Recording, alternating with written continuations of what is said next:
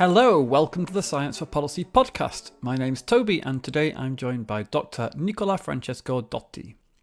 Nicola is Senior Policy Officer at Science Europe, with responsibility for the green and digital transitions and the greening of research. She has a background in urban planning, regional economics and policy studies.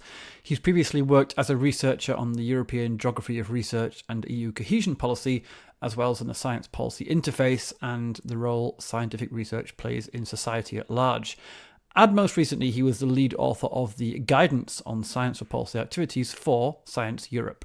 So, Nicola, welcome to the podcast. Thank you, Toby. Welcome, everybody. It's a great pleasure to be here. I'm happy to present the guidance on science for policy activities that Science Europe published early this year. Let's jump right in. Why did you publish the guidance? Yes, well, it's a very nice and rich story in the sense that I'm here to speak, but it's a collective work. The story behind, I try to sketch in a very simple way because you say that I'm in charge of green and digital transition and greening of research. So there is this element that comes from the science contributed in a fundamental way to understand climate change. Today we understand what it is, but it's a story that takes decades, and the role of science has been fundamental. It's a long story. It took decades to explain, to mobilize, and now finally we see more and more actions. A second story similar to this one is the COVID crisis. When the pandemic started, it was a period of discredit, post-truth politics.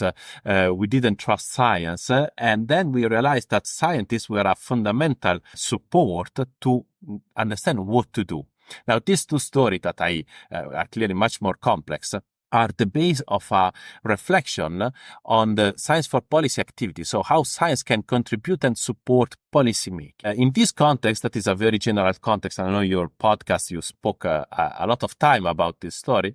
Well, we want to build on this experience to make it happen. And in Science Europe, when I joined in 2021, we wanted to understand and be part of this movement on how to make science for policy more systemic, more regular basis. So we had a first report in 2023 on what our members are doing. Science Europe is a European association of national research funding and performing organizations, for those who don't know Science Europe. And so we asked, what are you doing? How are you engaged with your national governments across Europe on science for policy activities? And out of these first mapping exercises, we developed some guidance for those who are not yet involved, who are reflecting on how to do it and even more, how to do it better. Science for policy activities, which I know is the main topic of this podcast. Great. And who's it aimed at? Is this for researchers? Our focus is on research organizations. The first focus is Science Europe member organizations, which are national research funding and performing organizations. One day we will find a shorter way to mention all of them. Okay. Well, so please don't mention all of them. But what kind of, are we talking about universities, research funding councils, research institutes, what? Research funding councils, yes. Research councils, yes. Research performing organizations, yes.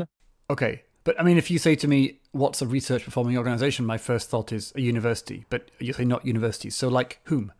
I can mention some of the members of Science Europe from DFK in Germany, ANR in France, CSIC in Spain, FNRS and FWO here in Belgium. And we have 40 members, so please don't repeat the full list because I surely forget someone. It's not the minister, it's not the university, and it's those in between that often fund or perform some research. And then every European country is different. Right, gotcha. And that's the target audience then for these guidelines? Yes, our first target is our members, but we think that we speak about research systems. We are in interactions. There is not any single researcher can on his or her own do everything. We needed to work collectively. And we know especially the commissioners did a lot of things for researchers, for public administrations. When it comes to research councils or research institutes across Europe, well, we felt it was a bit missing. So we want to complement this landscape. Right. I definitely want to get into the content because that's the most interesting part, right? But before we do, I just want to ask a little bit about scope. You have written guidelines for science for policy activities. But of course, here comes the dumb question. What do you mean by science for policy? We refer to all the activities that aim to have science-informed policy making. So it can take the form of a science advice, and I know in the case of the Commission there are reports on the various topics, but there are also events, policy briefs, workshops, training, all these activities that have a policy relevance. Okay, makes sense. Good. Then perhaps you could just briefly outline what is in the guidance. What does it say? Yes, we identified 4 fundamental principles and values in this guidance. The first one, that's probably the way to start, and it answers to your question, is the institutional mandate. You need a recognition from policymakers that you are providing contributions, science-based contributions for decision making. So it's an institutional mandate. In this respect, organizations like Science Europe are able to be recognized by the policymakers and are able to mobilize the scientific communities. I use the plural because then it depends by the discipline and the context. But the research council, the research institutes, they are able to mobilize this knowledge. The second principle and value is you need to ensure quality, integrity, and transparency. These are fundamental values when you do research, and when you do research oriented for policymakers, this should be part of the process. And maybe in the conversation, we unpack a bit these 3 notions. You need resources. You don't do science for policy activities for free. It is not something you do in the free time. You need resources. It is not just about funding. You need personnel, people engaged with skills, expertise, and organizational capacities. And a fourth element, you should focus more on options more than advice. This is, I know it's a point to reflect, but the science for policy activities that our members are doing and we think should be done even more, they are not the only contributions for decision makers. There are plenty of activities. Scientists are just one part. We think it's a very valuable part, so that's why we support these initiatives. But we are not acting in a vacuum. Okay, I mean, we should unpack those points, right? But before we do an overall observation, it sounds like your intention is to talk to organizations who have the ambition to become active in science for policy work rather than those who are there already, right? So you've got like a checklist. Here's what I need to do. Do I have the institutional mandate? Check. Do I have the funding? Check. Is that a fair comment? Yes, but then we push the conversation a bit more in a sense that one of the main part of this guidance, we present a plan for those who want to set up science for policy activities and to run them in the as ordinary activities and in the long run. So clearly we refer to those who have nothing, don't have yet a mandate, but then we also want to reflect with those who are doing it. Because one of the big question mark, which is at the end of the document, the open questions, how do you monitor? How do you evaluate science for policy activities? I must say we don't yet have an answer, but we think that it's a right question to ask. Are you doing well your science advice mechanism for the European Commission? Yeah, okay. And then the idea is that the measurable elements are clearer when you have the mandate, right? Because then you know what you're supposed to be measuring against, what you're supposed to be delivering. Yes, measurable can be tricky because you cannot quantify everything, but you can track and monitor if what you're doing is relevant. And then you can always combine with the mandate you have. If you provide evidence on climate change, it doesn't mean you are able to fight climate change alone.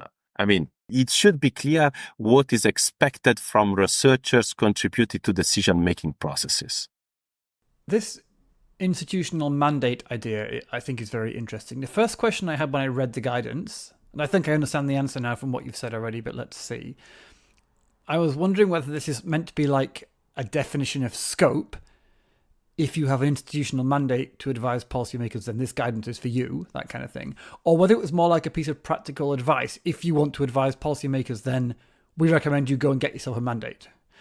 And my guess initially was that it was the first, but actually from what you've said, I think it's the second. And so I want to ask why you recommend that.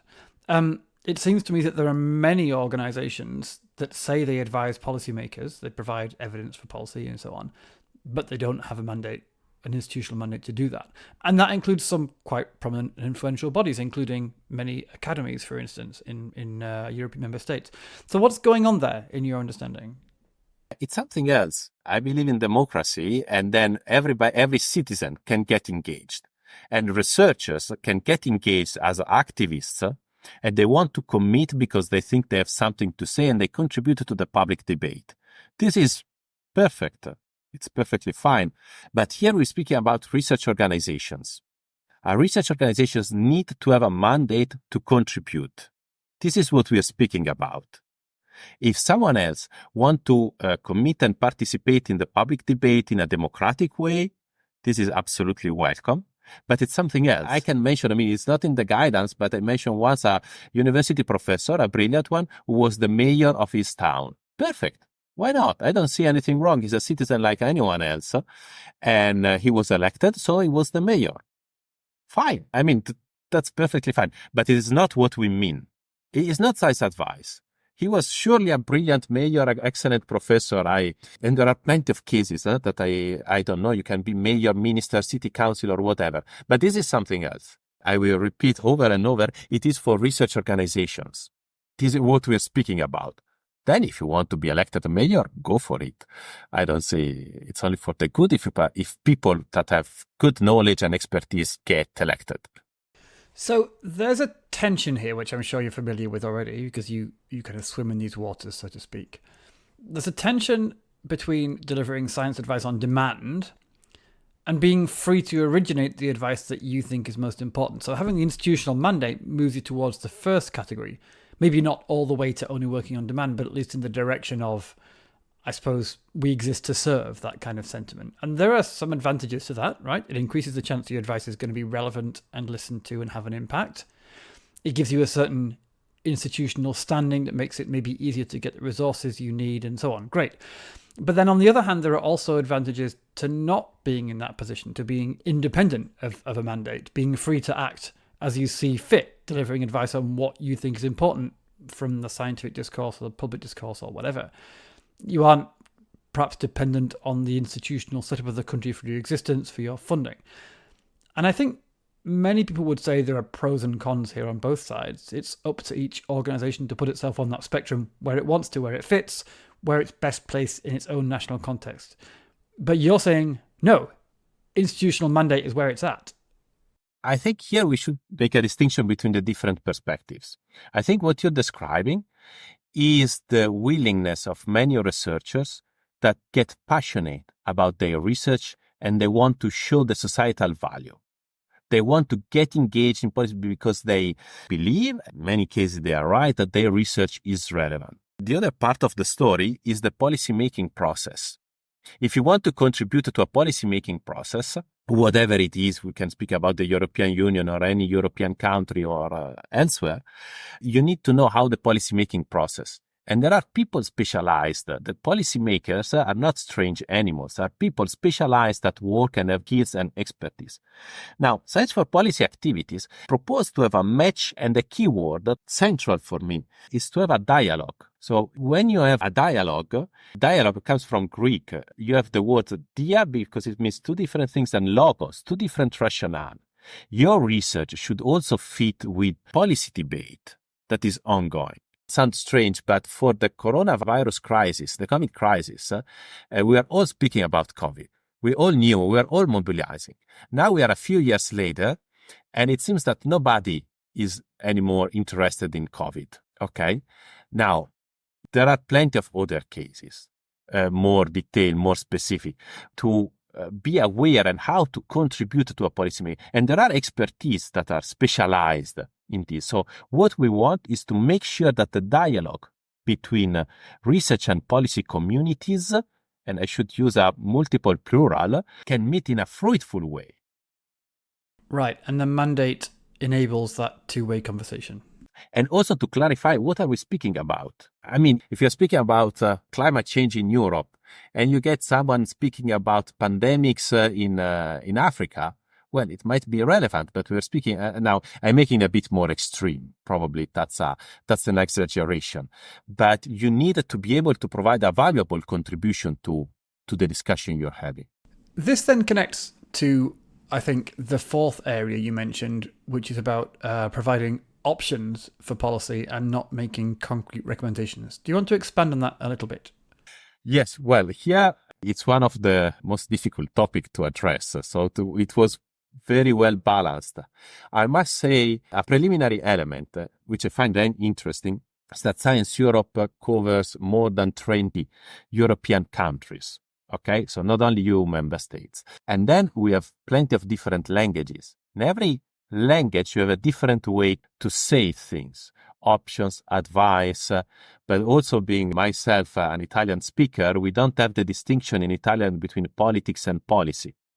Okay, and this is common to other Latin languages. We had a struggle to combine with all the different languages of our members. So that's a preliminary element. And then, which is also associated with the culture, with the politics, and the constitutional way of each country. Now, this is the first element. When we speak about options more than advice, well, advice is a word that can be translated in different ways depending on the country. I'm not a linguistic, very advanced in linguistic, but that's an element to say. But second, we have also to be aware that scientists are not the only relevant contributions to decision making. When you speak with any decision maker, they have to listen to plenty of people. And researchers, academics, people working in research performing organizations or academies and so on, they are just some of the contributors. We believe that they have a voice that is important to listen, that can provide valuable contribution more than people just watched a couple of videos online and they claim themselves to have something to say. So we believe in this method. We believe that science is relevant and we support them, but they're not the only one. Yeah, so the idea is science is just one voice that's contributing to all the different considerations that politicians need to take into account. Yes, I would just say one relevant voice. All right, but then how does the advice to provide options and not recommendations help with that? Here it comes back to the wording. If you're a scientist, you're not a decision maker. The decision makers are the ministers, governors, MPs or MEPs, wherever they are. So you should inform them in a scientific way to make sure they are aware of the relevance of their decisions. The implications, what's likely to happen if you decide A or B, and what will be the implications of what you're saying, of what you're deciding. So the ideal model then, in your mind, is that you have this mandate, you're empowered to advise and have this dialogue, and then your role is to give them the empirical evidence to answer questions they might have, like, if I were to implement policy X, what will happen? The idea is to provide the evidence you can gather from the scientific knowledge we have. So this gathering of information from scientific publication reports and so on is crucial. You can take the example of the IPCC. That for us is very enlightening in the sense that this is the state of the art, what we know. We have also to be honest in what we don't know or where the uncertainty is. The IPCC reports, if we take this example, are pretty difficult to digest. It's not something that people on the street can really read before going to sleep. But that's the example of a dialogue that you're having to explain, because then the IPCC is at the global level, then you have the European way to interpret what's relevant for us, and there is this process. And this happens in many other disciplines. It's not just climate change. You go from health, there are dialogues on this respect. Every time there is a new drug on the market for a treatment or whatever, this was checked before. And the same is for any engineering requirement for the technicalities. I don't know, it's like the electric network you have in your office or at home. This was checked to make sure it's safe. And then we have this trio of considerations you mentioned: quality, integrity, and transparency. These obviously are very important, I think, but they also seem to me a little bit like, as we say, America and apple pie, right? Nobody says, oh, in my science advice structure, I'm good with integrity and transparency, but I'm not bothered about quality. Or, I don't think I'll bother with integrity of this particular project. Everyone likes these things. I presume you say a little bit more in your guidance than just follow these principles, they're good things. So what do they actually mean? What's the practical advice that you give? Quality, integrity, and transparency, it would serve as guidelines on its own, so to unpack it. But to ensure the best scientific quality, in French we would say ça va sans dire, but it's always good to remember that you must ensure that, and science for policy activities is not scientific research, it's something different. So the notion of quality, it's something different. Okay, so you should reflect on how to ensure that you have the best quality. Integrity is relevant. You have to make clear that there is no conflict of interest in the advice you give, in the options you present, that you're part, which goes with the transparency. So transparency means both integrity and also be very clear on what science doesn't know, or where the uncertainty of science is, or where the disagreement among scientists exist. Because if you're speaking about very advanced things, scientists can also disagree or have some elements where it is not that clear, it's not that simple. Okay. In Science Europe, we have a values framework for research. That was our reference. We have also to say, just to complement not all science, all the scientific research is relevant for policymaking. There is also scientific research that is just science, is curiosity driven. It doesn't contribute to the policymaking. This is perfectly fine. Okay. But in the guidance, we speak about science for policy activity. So quality, integrity, transparency, to keep in mind, you have always to deliver the best report, briefing, workshop, or whatever. Okay, and you talk about transparency of content, as in being clear what advice you're giving and where the uncertainties are and so on. Do you also talk about transparency of process, being clear how you came to the advice that you came to? Absolutely, absolutely. All the process should be clear. If you want to do science for policy activities, you have to make sure that you have build also the reputation and communicate what you are doing. And then based on the mandate, you might have a public document that will be published or a confidential one. That's also part of your mandate. In some cases, might be sensitive to provide confidential document. That's absolutely fine. There are some sensitive topics that the decision maker don't want to share. We understand these things, but then to communicate, to let know that you are able to mobilize the scientific community. People should know what you're doing. We're speaking about also contributing to the democratic debate. It means to build the fact that you are someone we can trust because of quality, integrity, and transparency. Okay. And then the dreaded word resources. Obviously very important, but given that the way you get resources is going to depend completely on the context you're working in, what country, what institutional setup, and so on, what useful advice can Science Europe give in general about this? You need to think to the resources based on the mandate you have. Sorry, I don't want to always come back, but if you ask to provide one opinion per year, then you allocate certain amount of resources. It's not something you can do in your free time. Otherwise, it's not a mandate. If you do it in free time, you can, you can write whatever you think about the next elections, fine, do it. But that's like having a chat with friends.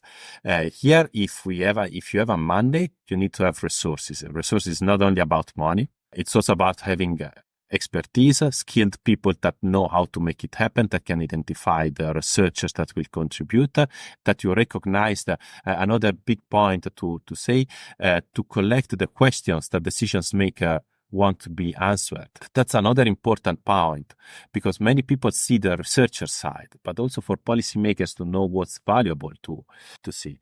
And then resources, we don't speak only about money because it's a bit difficult to identify. And then in our membership, we go from Luxembourg to Germany. The size is clearly very, very different. And in Germany, you have also a federal system and so on. So you need to be aware of what you want to do. And then clearly the resources should be proportional to the mandate you want to give.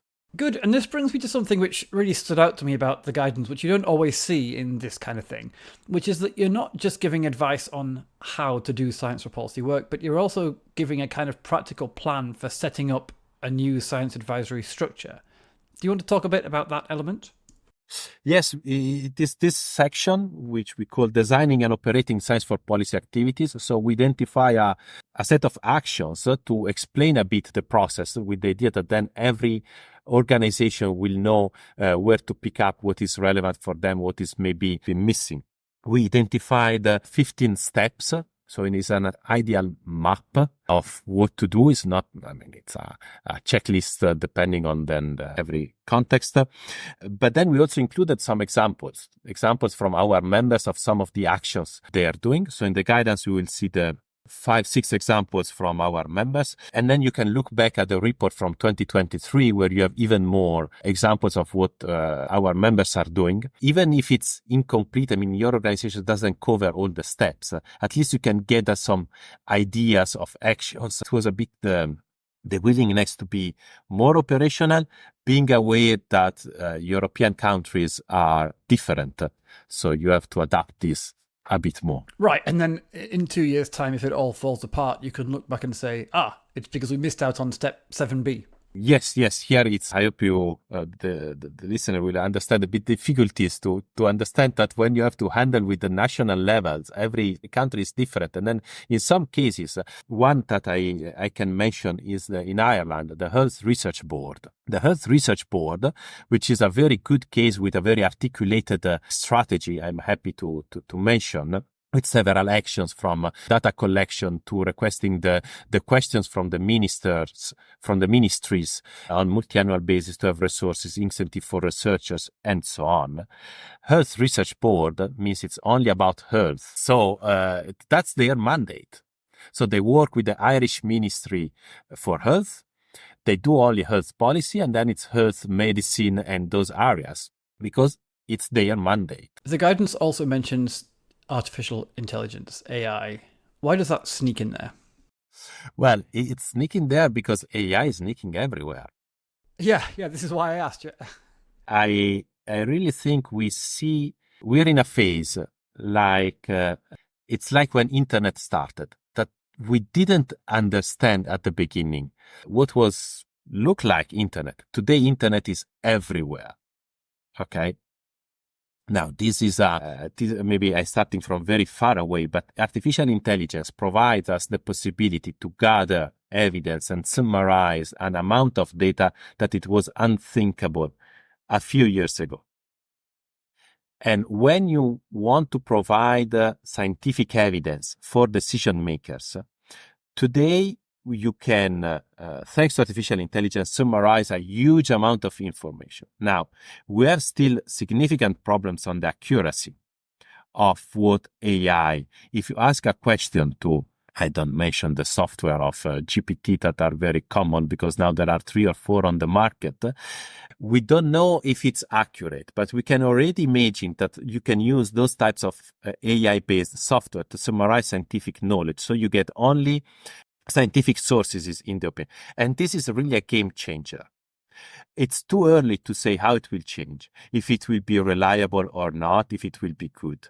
But if you play a bit with it, you have the opportunity to access huge amount of information, to treat them and to retrieve. It's like having a well-indexed library in your university where you can exactly retrieve in a few clicks the relevant source for the decision you have to make.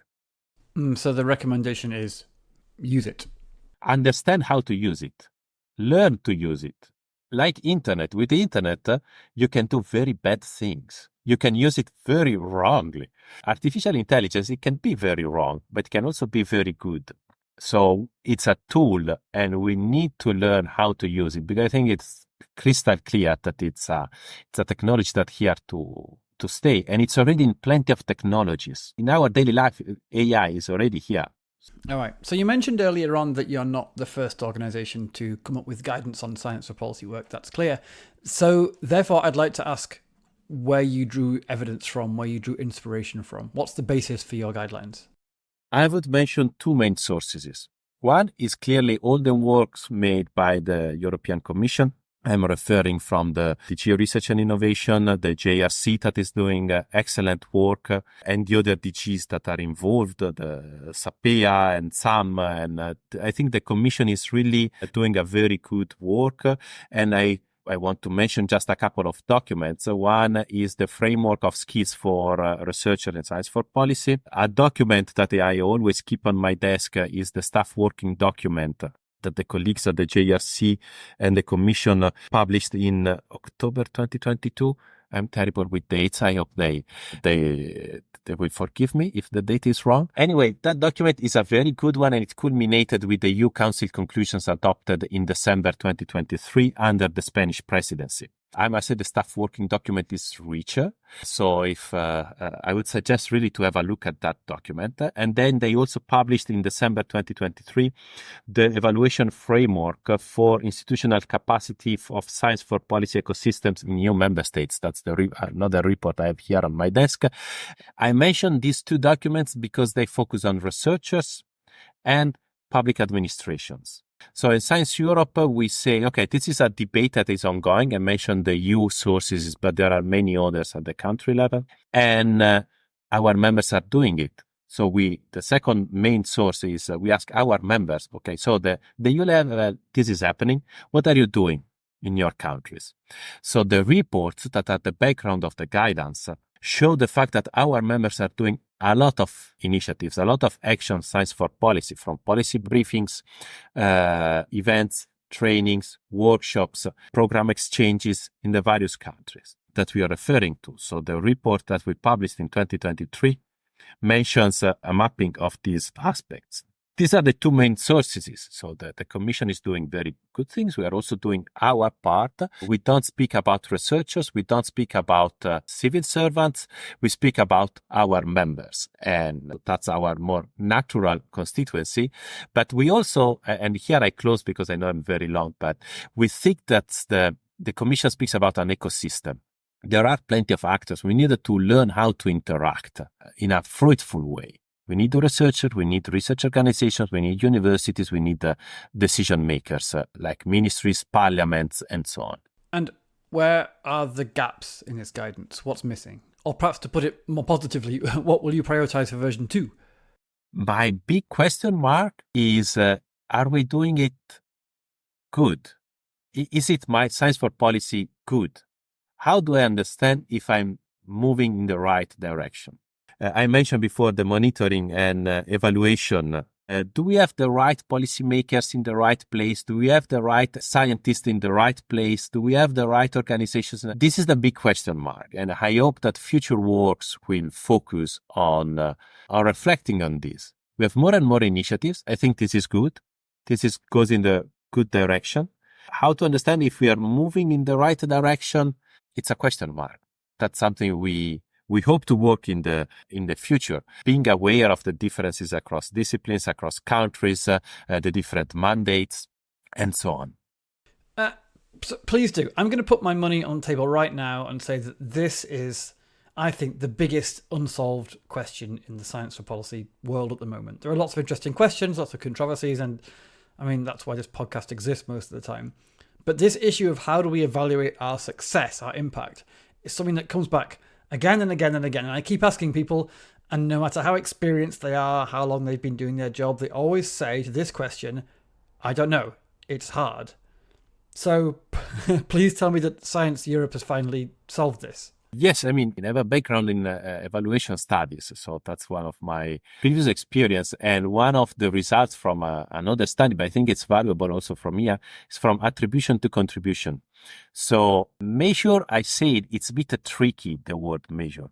I think that if you can provide evidence that your science for policy activities are relevant, and that you are contributing to decision-making process, this is the answer. So, well, but I mean, it depends how much work is being done by the word relevant there. Because like in one interpretation, that answer is just way too easy. You could say, I'm giving advice on climate change is relevant, so full marks to me. That's not actually telling me anything about my impact or how well I'm doing. But on the other hand, if you decide to pack into the word relevant, not just the subject being relevant, but also things like, am I being listened to? Is my advice fit for purpose? Is there an impact on legislation, etc., etc.? I mean, you can pack into that word all this stuff, but then having done that, you haven't really got any further. You still don't know what you need to investigate and how to measure it in a way that gives you the answer to the question, am I doing a good job? Yes, but in evaluation studies, you can also ask for external peer reviewers to evaluate what you're doing. If in your mandate, evaluation of science for policy activities is part of your science for policy activities, then it means you need to reflect, to show, to provide evidence that what you're doing is valuable. Now, I think in general, we are at an early stage that most of the documents we mention are not even 5 years old.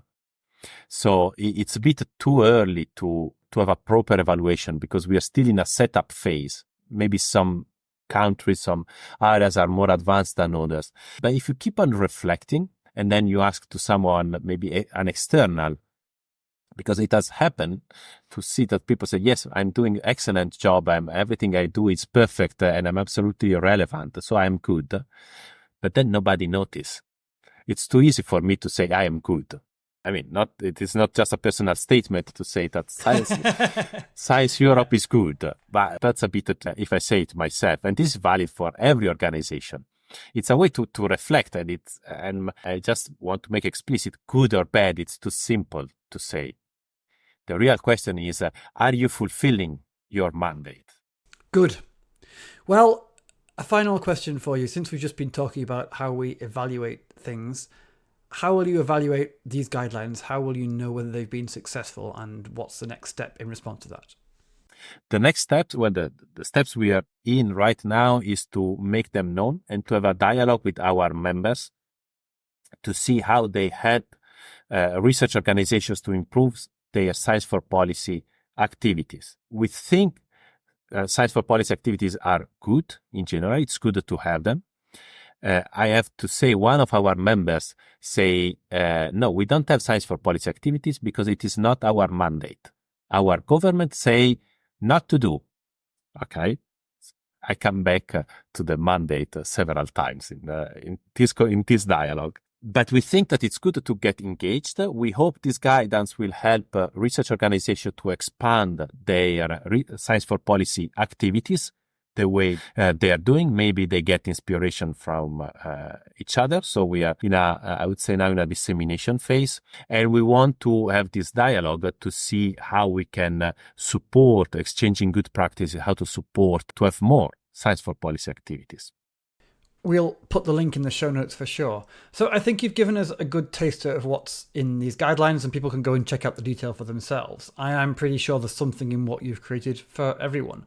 So thank you for your work, and thank you also for this somewhat virtuosic tour of Science for Policy topics. Nicola Dotti, it's been great. Thanks for having me. It was a very nice conversation, and thanks for all the podcast and all the work you've been doing. It's excellent work.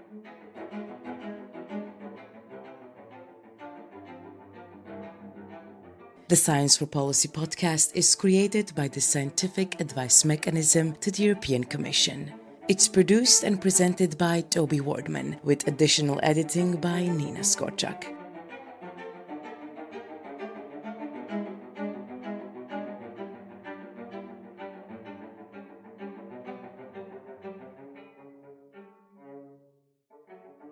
The Scientific Advice Mechanism provides evidence-based expertise and policy recommendations to inform policymaking in the European Commission. This podcast is funded by the EU via the SAPEA Consortium.